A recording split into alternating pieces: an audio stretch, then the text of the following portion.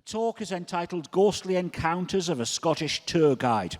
Working in some of Scotland's most haunted locations as guides and storytellers, Lynne and Gary Knight have had many strange encounters over the years. The husband and wife team behind History and Horror Tours suspect it is possible that spirits from the dark past are regularly making their presence known during tours and events. Listen to Lynne's genuine experiences and make your own mind up. Lynne thinks that their regular access to these buildings all year round is a paranormal investigator's dream, which brings some intriguing results. One thing is for sure, after 15 years of nighttime tours in old castles, they say it's very difficult to be sceptical. Ladies and gentlemen, Lynne Knight, Ghostly Encounters of a Scottish Tour Guide. Thank you very much. Can you hear me okay? So you'll have to bear with me. I am winging it. It was very last minute, doing this myself, so I'm standing in for a lot of Gary's bits as well. So please just bear with me. Okay, thank you. So History and Horror Tours, that's our business. There we go. That is Gary and I, looking rather spooky. So we are tour guides and storytellers. We take tours and do events sort of all around the country. We've even been as far south as Stockport, which was fascinating. The clicker's not behaving, but it's me. There we go. So we're going to focus on our tours of Castle Mingus.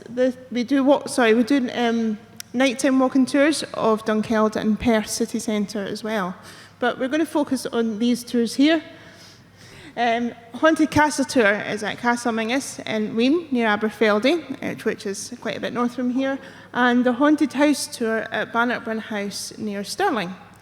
So we run them weekly.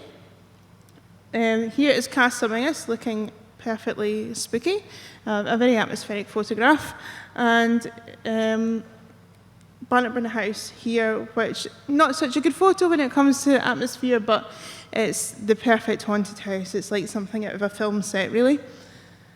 So Castle Mingus, first of all, this was it when it was still inhabited. It was inhabited right up until the early 1900s. It's not really changed very much, as you can see here. The only difference you can't see from the front of the castle is when the north wing was at the back was demolished because it just couldn't be saved. A bit less ivy around it as well.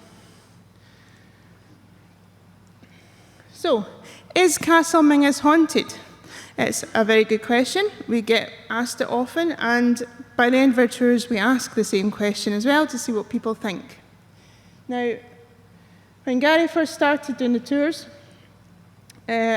he's been running tours for about 20 years altogether. He started the business about 20 years ago. He was already running the tour at Castle Mingus when I first met him in 2009. Sorry, I'm still trying to, there we go.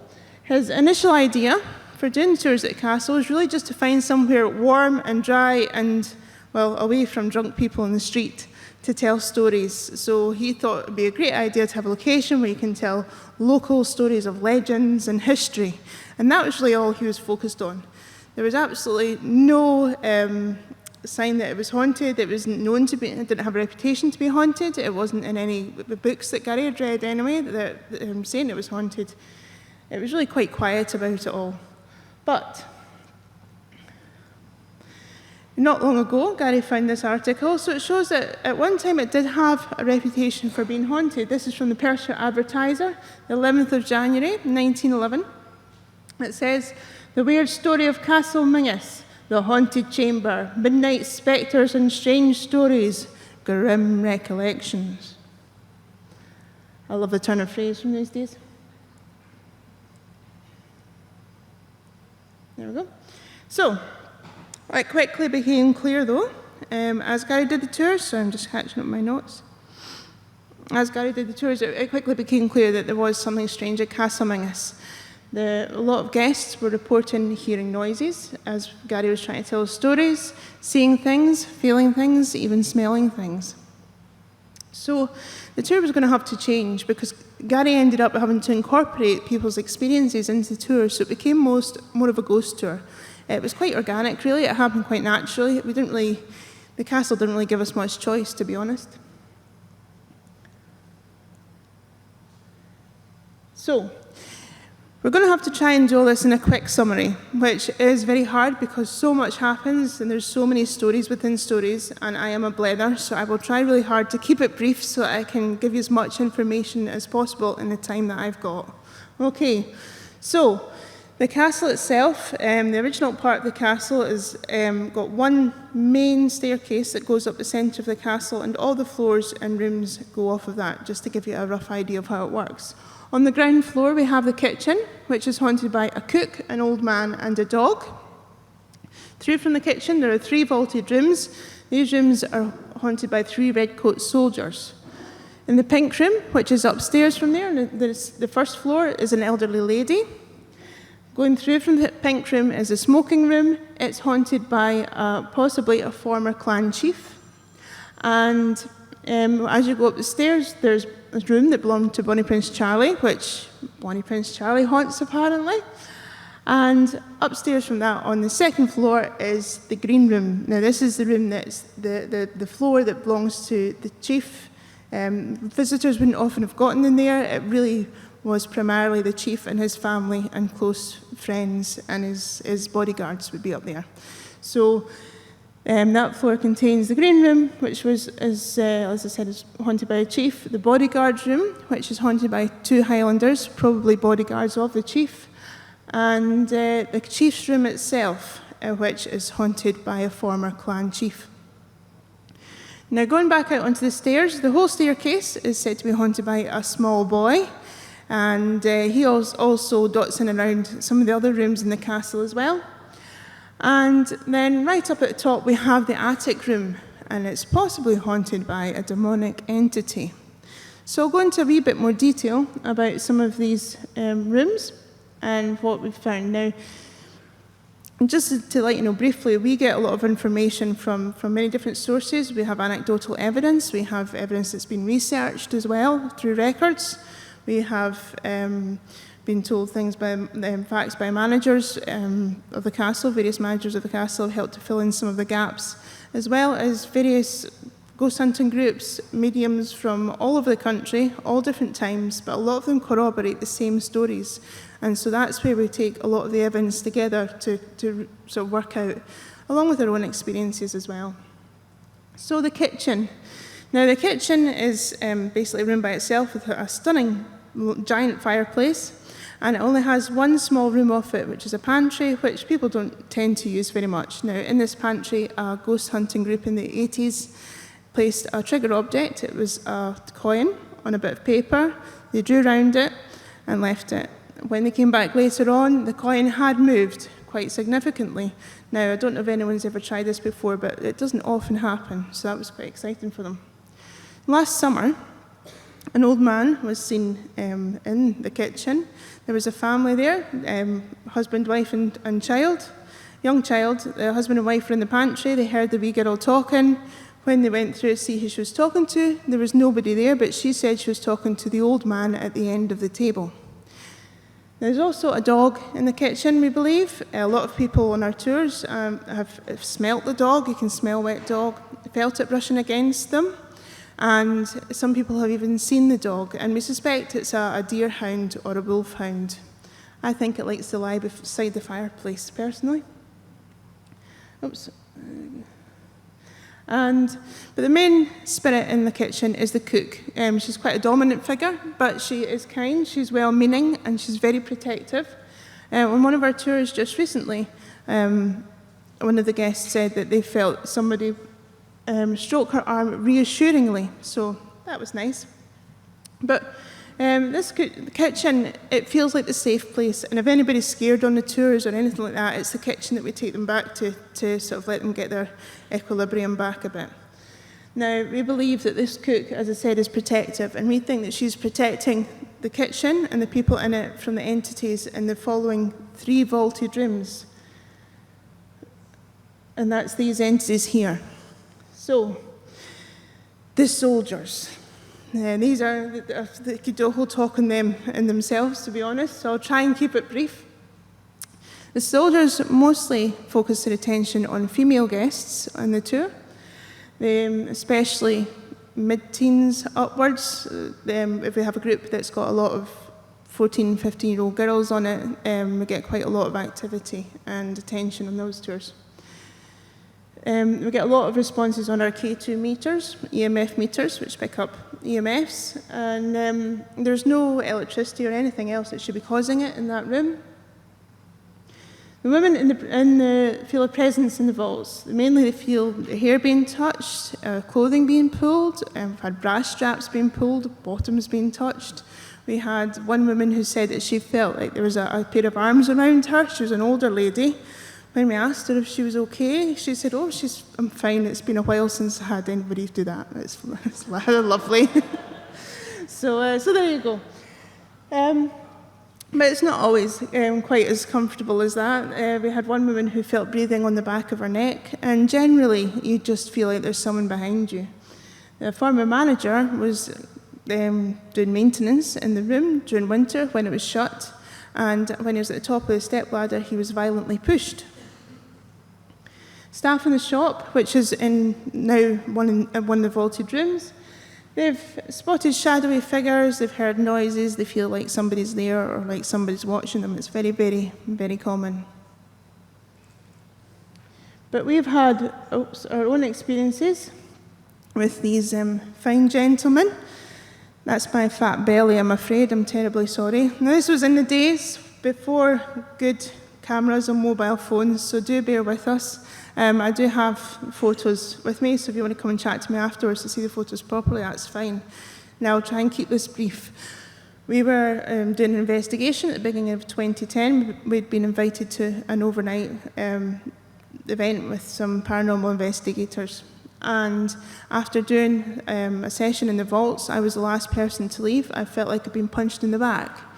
When I said to Gary and the organiser, they lifted my top and they realised there was a scratch on my back in the shape of a cross, and it was just starting to bleed. So Gary thought, it's a good time to go home, 2 o'clock in the morning anyway, let's go. On our way out of the castle, I thought my jacket had got caught in the door because I felt pulled back violently. When I looked round, I wasn't anywhere near the door, there was nothing to catch my clothes. We thought it was over, it was fine. We returned home, went to bed, went to sleep. But when I woke up in the morning, this handprint, if you can see it, was on my stomach. Now, I would say it's imprinted. It's not really like a slap, it's more of an imprint. And what struck me was, A, if that had been my hand and I was lying on it, I would have pins and needles or a dead arm. But also, the handprint was massively bigger than either mine or Gary's. Gary's hands are a similar size to mine, so it definitely didn't look like ours at all. Also, if it was Gary's hand, he'd have had to be a contortionist to try and get it underneath me the way we were both lying. Now, the handprint remained there for most of the day, but according to Gary, my personality changed quite significantly. I wasn't my usual sunny self. I became quite moody. So he called a friend of ours who's a medium, and this medium came and told us that basically one of his soldiers had attached himself to me. He didn't like the stories that we were telling about him, and he thought it showed them in a very poor light. And so we agreed to change, or we agreed to tell their side of the story after we've told our side of it. And that seemed to be enough to satisfy him, and eventually he kind of left me alone a bit. But I do feel quite a strong bond with them when I go back in there. It's a bit strange. So if you can see, I'll try and use the laser pointer. Oops. If I'm use it if I can, just to, no, it's not going to work. But if you can see, the first one is original. It's not very clear because the type of camera, we tried putting it through sort of different filters to try and make it look stronger. The short white lines show where the fingertips were sitting. Gary sort of drew them on. We didn't really want to draw around it because we didn't want to obscure it. But like I said, if you want to see the originals, come and speak to me. I did a mini vigil at the castle on the 20th of May. This is one of the new events that we're doing. It's a 3-hour vigil. It's really a taster session for people to come and try it out who haven't done it before and get to use various types of equipment and techniques. And during this one, there was a lot of stone throwing in the vaults, and it was all directed towards one particular female who was there. She was actually one of the youngest females in the group. That's really unusual in the vaults. We've not really had much like that, especially to that sort of extent. When we asked the manager if there should be stones sort of falling from the ceiling or any debris, he said absolutely not, and came and checked, and he said no, there's no reason for it at all.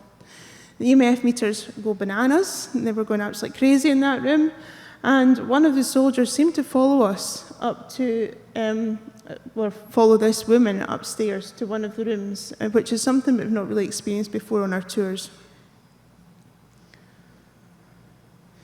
So, moving upstairs from the vaults, this is a much nicer room.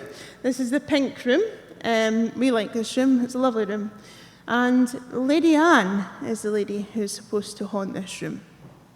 Many of our guests smell lavender in this room. We've asked if people are wearing lavender hand cream, body lotion, anything like that. We always check these things. But the smell seems to be in one spot, in one place, and people can go to it to smell it or walk through it. And it does change whereabouts in the room it goes, and then some tours we don't smell it at all. So it's really quite fascinating. There are fake flowers in the room, but there's no real flowers. There shouldn't really be a reason for such a floral scent. There's been a figure seen at the window from people in the car park. When they arrive in the car park, they see a lady standing there, and we believe it might be Lady Anne. And lights switch on and off by themselves, which is really interesting. The lights now are motion censored and motion activated, but that's quite a recent upgrade, if you like. So before that, they were always put on and off with manually with switches. There's been footsteps running towards, not me, but Gary. He was putting out candles before the tour, and as he was walking back through the room, he heard boom, boom, boom, boom behind him. And when he turned around, there was nobody there. And it's one of the very few times I've seen Gary spooked, because really he's a paranormal brick. So he doesn't really have many experiences, and this is one of the few that he did have. While we were filming with a TV crew many moons ago, Gary was up here telling the stories of the soldiers downstairs, and we heard a bang on one of the doors, a really loud bang. We thought it was a cupboard, and when we opened the door, we realised it was actually the door to the stairs that went down into the vaults where the soldiers are supposed to be. But there was a lot of witnesses to that, which was really interesting. And this is Lady Anne here. We think she's got a lovely face. She's very benign.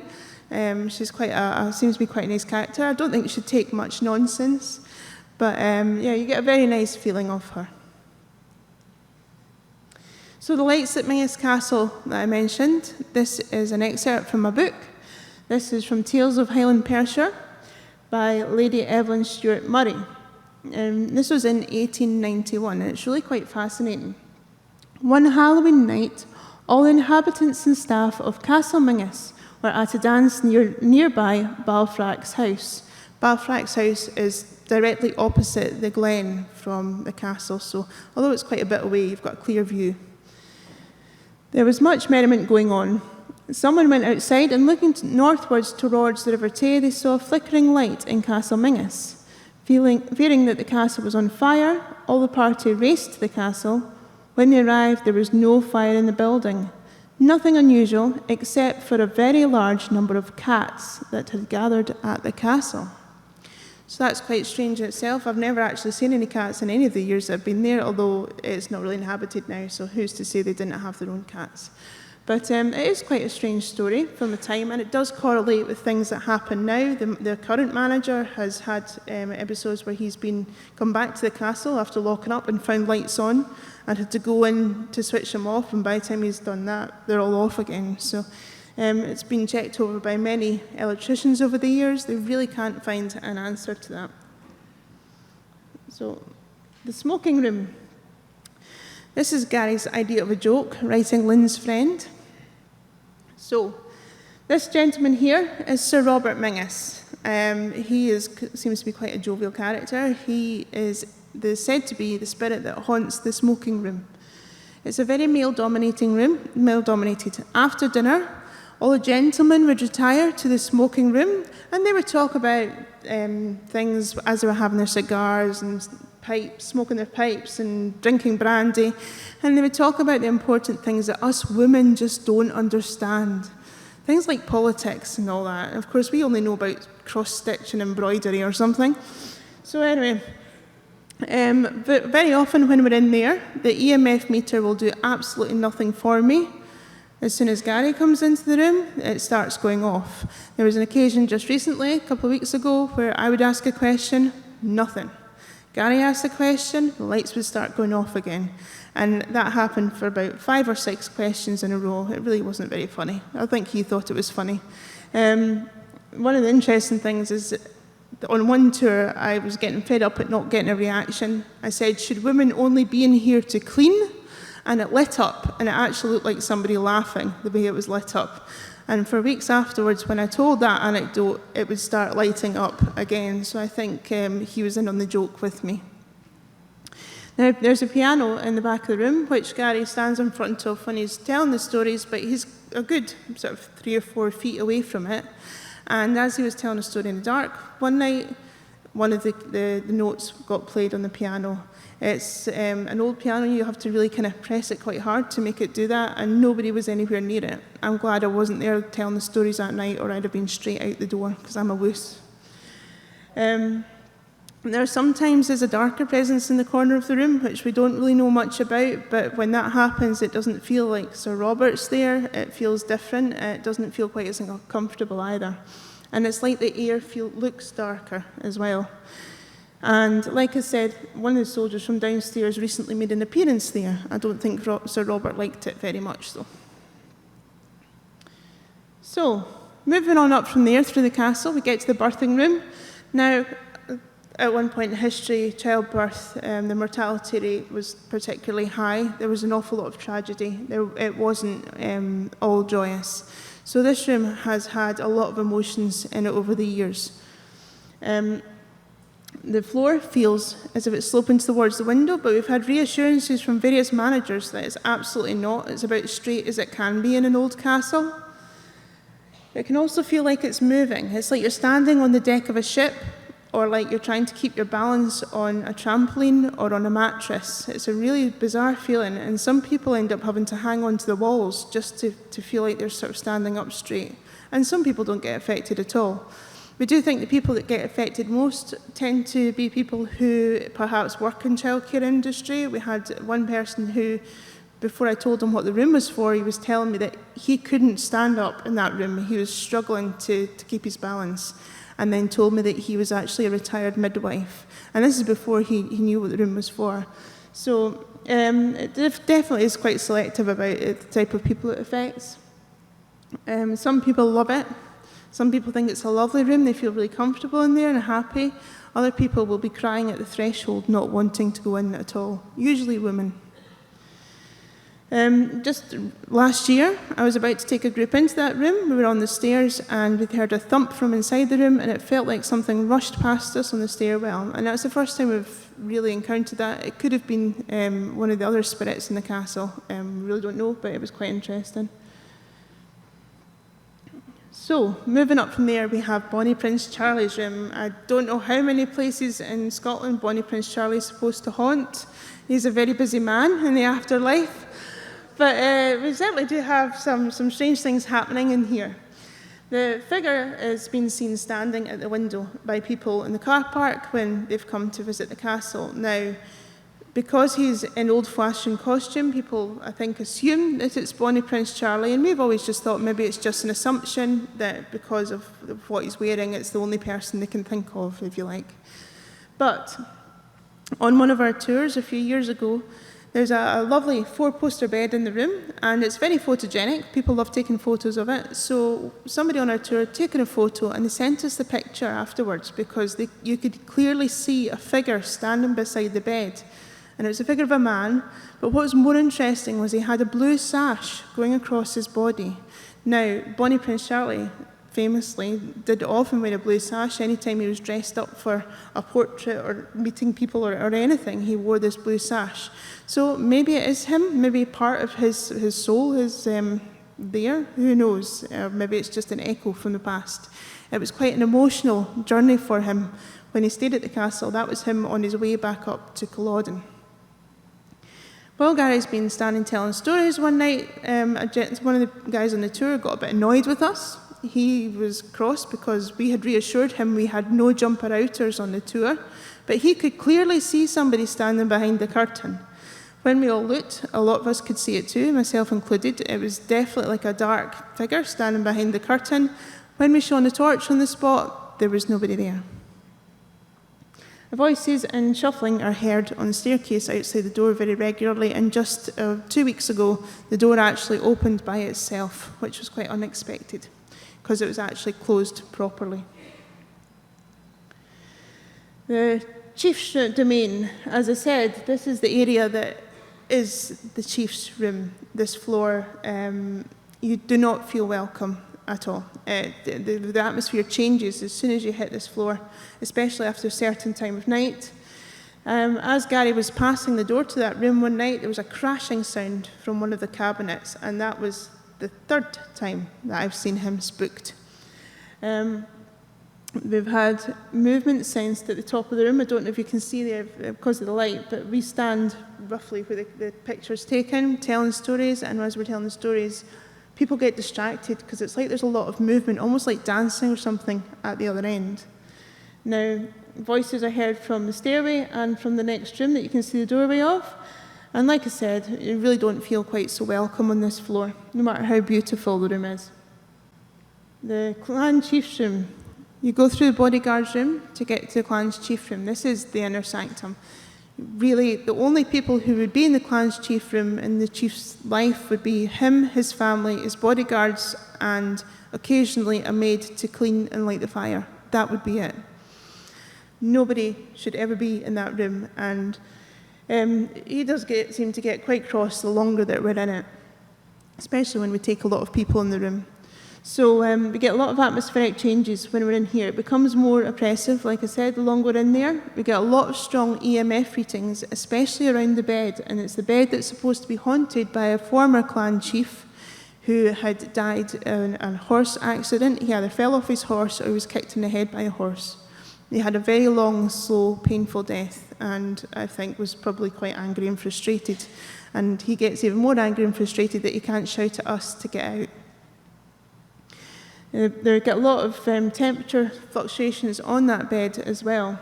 And the wardrobe in the room, the doors tend to open by themselves. Now, the manager closes the wardrobe door every night when he locks up the castle. Sometimes it's open already when we go into the room. But there's been a few occasions where, as we're talking about the wardrobe, the door opens bang on cue, which is really quite spooky. People must think we've got a remote control for it or something. So then we move on into the attic room. This is the last room on our tour. The attic room is the most active room in the castle. Believe it or not, more active than all the stuff that I've just told you. A dark mist has been spotted near the east tower, which is just at the far end there. Shadow figures are often spotted in the doorway to the north tower and the stairway door. Growling has been heard by guests. And a workman outside on a cherry picker, and this workman, every time he comes round to do the job, he now refuses to go up the cherry picker by himself and brings his apprentice with him after that experience. And even just recently, on the last couple of tours, we've had growling. The first time we heard growling was actually when Gary was telling a story and he said the word demon, and that was about 15 years ago. We didn't really hear it since then, but only recently it does seem to be heard a lot more. Orbs are very common in this room. Now, I know orbs are a very controversial subject. Most of the time, I do believe it's dust and insects, definitely. But we've seen orbs with our bare eyes. In this room particularly, the most dramatic one was bigger than a basketball. As we were telling the stories, there was about 40 people on the tour. It came right down through the rafters, danced above the heads of the crowd, and then just disappeared. All 40 people, plus myself, saw it. Gary is the only person that didn't see it, because he was too busy looking at the people being scared. But since then, we've seen a lot of similar things happen. And just this year, we've had smaller ones actually zooming past people's faces. So it's really interesting, the orb phenomenon. It certainly sort of makes you think about it a bit different. I think there's a lot more to look into it. We've had footsteps being heard. We've been in one of the rooms off of there. There was only 4 of us there. We were the only 4 people in the castle. All the doors were locked downstairs. and heavy footsteps, booted footsteps were heard going right down the length of the whole attic room. The amount of activity that happens up there during our tours scares our guests so much we often have to stop early. We have to take people back downstairs to finish our stories. We have to take people out who are crying. It can be quite dramatic in there. You do feel very vulnerable in there sometimes. You feel really uncomfortable. Now, possible demonic entity. It's something we've been told by mediums who've worked there. There is stories of hooded figures in the past doing all sorts of rituals up there, Hellfire Club stuff, all sorts of things, goodness knows what. But I do have a belief that it may even be an elemental. I think that sometimes the elemental and demonic can get a bit muddled up. Sometimes people, as soon as they feel something negative, they jump to assuming it's demonic, especially after seeing it sensationalized so much in sort of television shows and things like that. So who knows what it is, but it certainly doesn't feel like it's ever been human, and it is a very uncomfortable feeling when it's around, is an understatement.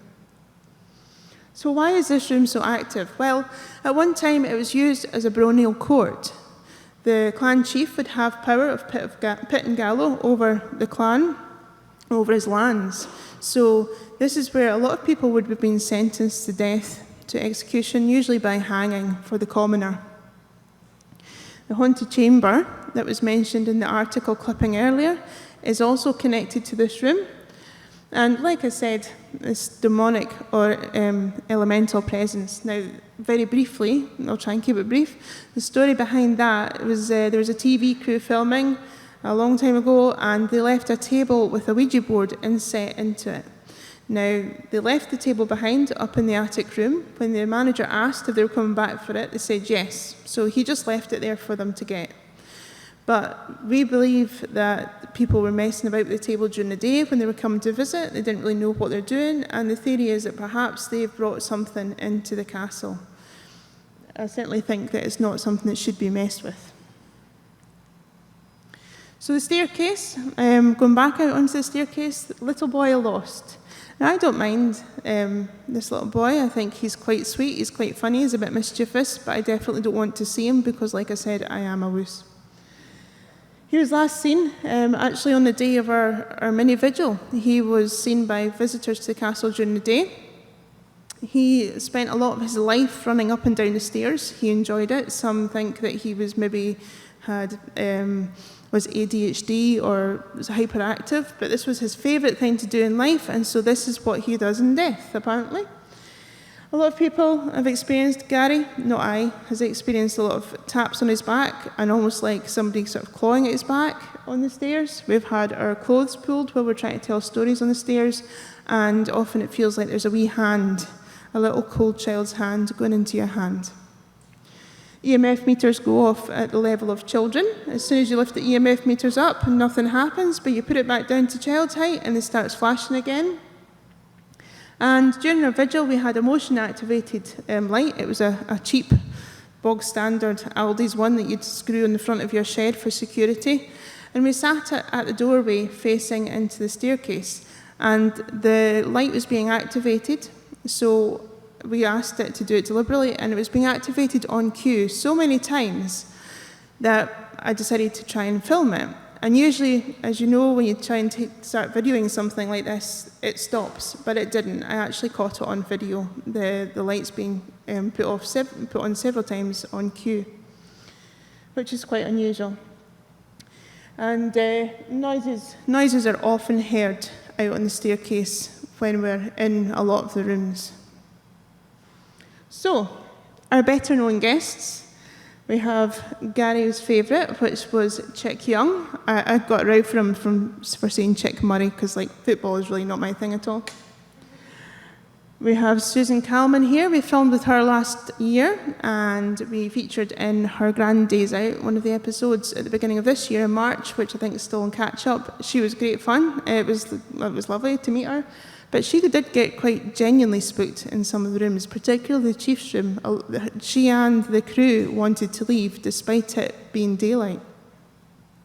And at the bottom, I don't know if you can see it clearly, It was a private tour for a group of guests at a local five-star hotel. We were told it was an American actor.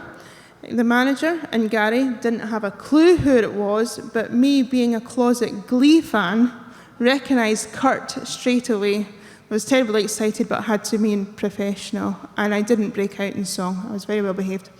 But yes, Chris Crawford, who is also an author as well, and he thoroughly enjoyed the tour, and that was just a couple of weeks ago, so I'm still buzzing from it. Moving on to our haunted house tour. Bannockburn House near Stirling. We just started doing this tour at the end of last year. We did it a month in October, just to see how it would go, and we didn't know what the activity levels were going to be like, but there's a lot of good stories to tell there. Bannockburn, of course, and Bonnie Prince Charlie has stayed there too.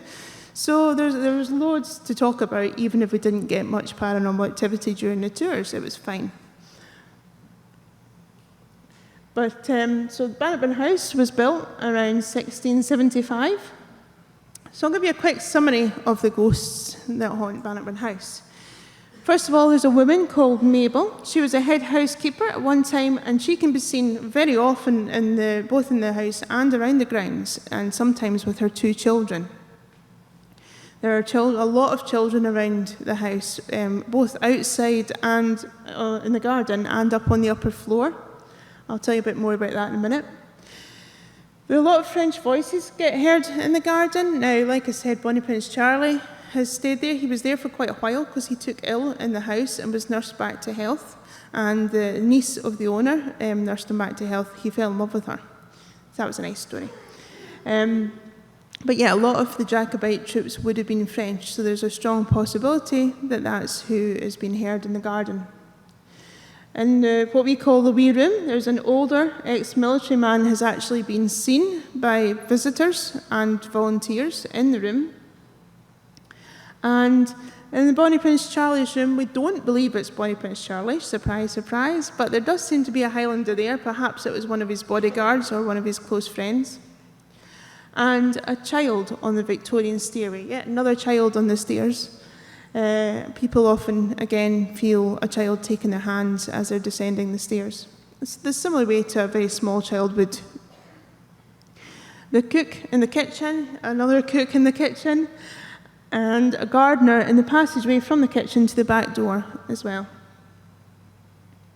So, the library and the blue room, this is where the first rooms that we do our stories in. Both rooms last year were so incredibly active, it was amazing. This year they've been much quieter so far. It might be a seasonal thing, it's something we found at the castle, there's certain things happen at certain times of year, who knows. EMF meters go off and people get touched in the face in both rooms. In the blue room, we all stood, and this was one of my favourite things that happened, we all stood and listened to children's footsteps above our heads. Now, it wasn't running around, it was just sort of day-to-day, walking about, toddling about, of more than one child. And it went on for so long that we had to start ignoring it so we could finish telling stories and continue the tour. Otherwise, we could have been there for another half hour, I think. It was just constant, like a replay from the past. But everybody on the tour heard it, which was incredible evidence. And one of the volunteers actually went upstairs to check that nobody had wandered into the house while we were doing the tour, but there was nobody there at all. One night, we thought we heard a scream from the blue room too. The best ever audio was in the long room, which is on the top floor, and the school room, which is just next to it. This is where we've heard the best audio on any of our tours, I think. Gary and I had split the group up. Gary was in the schoolroom with his group. I was in the long room with my group. And we heard a loud woman's scream. And I just thought that somebody on his tour had got a fright and screamed, because it happens. Until Gary popped his head in the door, looking worried, asking if we were okay. I said, yeah, of course we're fine. He thought we had screamed. We thought they had screamed. So as we were trying to work out what happened, we heard it again. Gary rushed through back to his group to make sure they were okay, and they'd all heard it too, thinking again it was somebody in our group. We don't know where the scream came from, but it was so real that we didn't think for a second it was paranormal. It was so loud, it was amazing. Our EMF meters react to nursery rhymes in that room, but recently I took a little rag doll with me, and that got a lot of attention as well when you put it next to the EMF meter. I do think there's a little girl in that room. We do seem to, both the volunteer and myself have got photographs with what looks like it might be a wee girl in them. The Radio Forth Valley DJ Mark Wallace, this is him here. He has experienced something playing with his ear when he came along on the tour, and he was reasonably sceptical. He was just kind of having a bit of fun with it all, and he was really surprised that anything happened to him, and he was talking about it for quite a long time afterwards. We've also had Stephanie from the Scottish and Scared podcast. It's quite a reasonably new podcast, if anybody's heard of it. It's really worth looking at. She's been sort of tweaking it and honing it, and she's really sort of starting to produce that's something that's really worth listening to. It's really, really good. But she came along on the tour, and she was feeling really uneasy on the top floor and on the balcony as well. So the wee room. This is probably my least favourite room of actually either of the two locations, but strangely the entity that's in there acts like the friendliest, but I just have a gut feeling that he's been friendly for wrong reasons. It just doesn't feel genuine for some reason. So, a volunteer called Kat was violently pushed down the stairs by this spirit. She'd actually stopped a family from going into that room because they had a young baby with them, and she kind of doesn't like what's in there, so she thought it would be a good idea if they didn't go in. This was during the day. After they'd gone to a different room, she was by herself outside the room, and she was pushed down the stairs so violently that she actually ended up bruised. Orbs that have been photographed, like the one in the picture there. I have actually shown this orb to, I think it was Malcolm and Ron a while ago, and I can't find an explanation for it. It seems to give off its own light. It doesn't seem to be a reflection. If anybody wants to come and have a look, do feel free. But there's dust. We've had lots of pictures of dust in that room, and it doesn't look like that. Many guests do not like this room, especially when they're standing at the back wall there. The EMF meter, when we go into the room, I try not to hold the EMF meters when we're doing the tours. I want people to have a genuine experience. I don't want them to think that I'm setting it off. So I place it on the mantelpiece when I walk into that room, and it lights up like a Christmas tree regularly, and you start to get sort of yes and no questions being answered and all that quite a lot. The door handle was rattled just a few weeks ago. Everybody was in the room, nobody was near the door, and door handle rattled, and that was a bit spooky. And we've had a couple of times now a loud bang on the back wall there. Again, nobody's near enough the wall to touch it. I think if you did try and bang it, it would just crumble anyway. So we can't find an explanation for that at all. So, Bonnie Prince Charlie's room. Not the same one as the one at the castle. It does have a lovely four-poster bed in it though. So this is opposite the wee room. One of the most active rooms. A lot of people, the floor has been felt to bounce, almost like somebody going like that on it. And everybody can feel it. It's a really bizarre sensation. And it happens regularly. The EMF meter goes off a lot, especially around the bed. A dog bark was heard when we're talking about the spirit of a dog. Dog's also been seen in the other room as well. And the door in the picture there, it was swung closed. We thought it was a gust of wind at first, but then it opened. And then when we asked it to close again, it did, and when we asked it to open again, it did. There was no draft. The volunteers that were with us at the time went and checked. There was no windows open. We couldn't work out what was doing it, and if it was a draft, it would have been pretty constant, and it wasn't a particularly windy day either. So we think it would have happened on more than one occasion if it was a draft. Women often feel a presence beside them in the far corner of this room, and frequently complain of having their hair played with, especially blondes. It seemed to be quite attractive to this Highlander, we believe. And at one time, a family stood and listened to conversation being held out in the corridor. There was no one there. There was nobody else in the house. A volunteer went and checked. How are we doing for time? Okay. The balcony is absolutely stunning, by the way. I thoroughly recommend a visit here during the day. It's an incredible place. So it's fast becoming the most active part of the house. A shadow figure has been reported on the balcony and seen by a volunteer on one of our tours. Clear sounds of a chair scraping across the floor below, which everybody heard. A figure has been spotted sitting on a chair on the floor below as well, in the corner. And when it moved, we actually heard the sound of the leather creak, which was really quite interesting. The feeling of someone walking past the group was felt a lot, and at the same time you could feel the floor and the banister shaking with the movement as well. Footsteps were heard on the side that Gary is standing there, and it sounded like they were walking right towards him. So in the kitchen, we have a cook, surprise, but I think, this was their domain. This was their life. It wasn't just a job that they go in, do a couple of hours and go home. So I think it's quite understandable that cooks are quite often present in these places. EMF meters go off constantly, almost like people are busying around a lot. Bangs are heard at the back door when we're in the kitchen and noises coming from inside the house. The door banging from another part of the house is heard in the kitchen, and footsteps outside in the passageway. And again, we check and there's nobody there. Now, the ladies' man. This is Alexander Wilson. He was responsible for building the Victorian extension on the house, and he seems to be very proud of it, even in death. He has, in life, he had a habit of playfully pulling at people's ankles, hooking their ankles with his walking stick, trying to trip them up, have a bit of a laugh. And guests have said that they've actually felt it happen to them. There's one woman in particular, but she's not been the only person. We've also heard the sound of a walking stick going down the room. Mr. Wilson was seen in one of the rooms, standing at the fireplace with a brandy on the mantelpiece.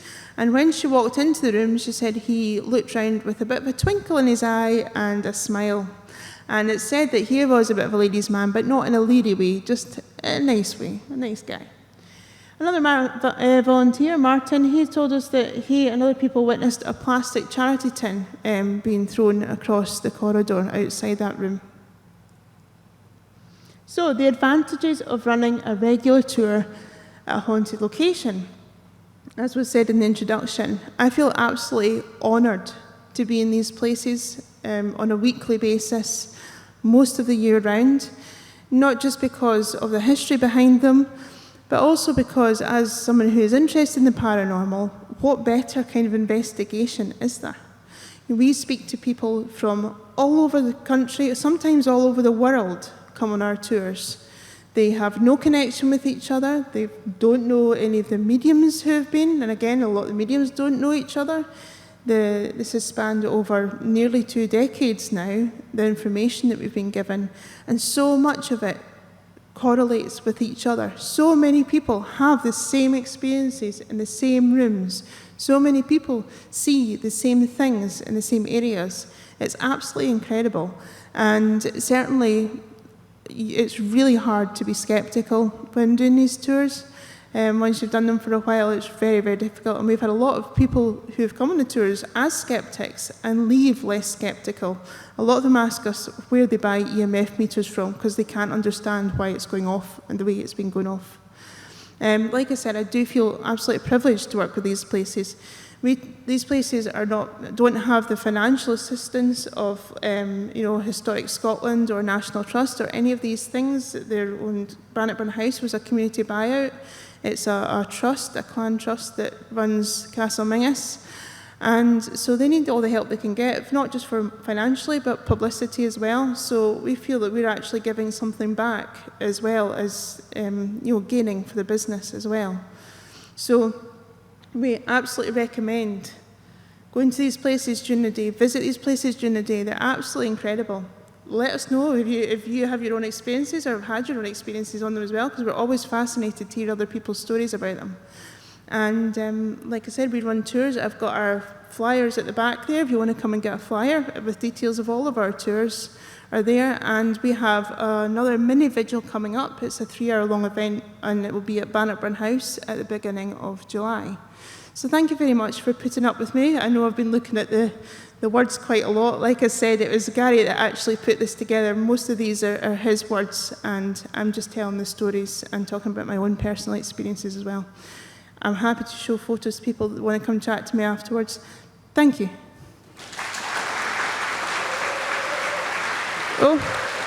Also, I forgot to say, Gary's an author, and this is his new book. And so, since he's not feeling well, I'll do him a wee favour and punt it for him. I've got a couple of copies with me. It's called Fatal Duty, and it's stories of deaths of police when they've been on duty, dating right back to the 1800s.